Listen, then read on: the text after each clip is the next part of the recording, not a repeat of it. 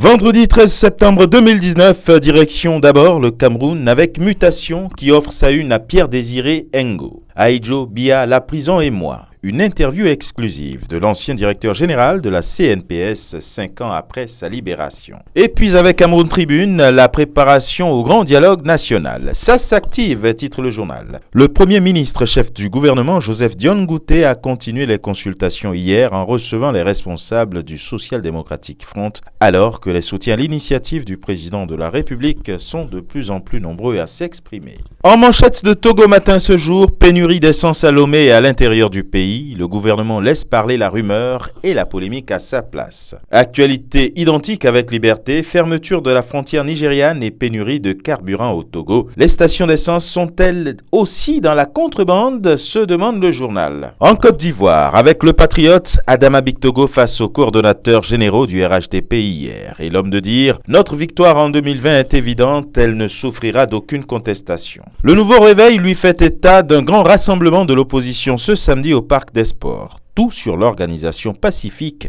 du Giga Meeting. Et le jour plus, celui de s'intéresser aux différentes missions confiées aux coordinateurs régionaux et associés à 13 mois de la présidentielle de 2020. Le RHDP lance sa machine, indique le journal. Et puis avec Fraternité Matin Infrastructure, déguerpissement, construction de routes, de ponts, ces grands travaux qui changent Abidjan. Au Burkina Faso, marche meeting du 16 septembre 2019, la coalition nationale des syndicats libres et indépendants se démarque de l'UAS, c'est ce que nous dit dans sa livraison du jour le quotidien L'Information pour tous. Et pendant ce temps, le pays titre commande publique, 15 entreprises exclues par l'ARCOP. Au Bénin, économie avec la nation, cap sur une croissance de 9,20% en 2022. Le matin, lui, fait état de l'annonce de près de 3 milliards de francs CFA au profit des retraités, agents contractuels de l'État. Un acte de solidarité envers des catégories vulnérables. Et puis rentrée scolaire avec le matinal, reprise des classes lundi prochain, les efforts du gouvernement pour une rentrée et une année apaisée. Et rentrée scolaire également au Maroc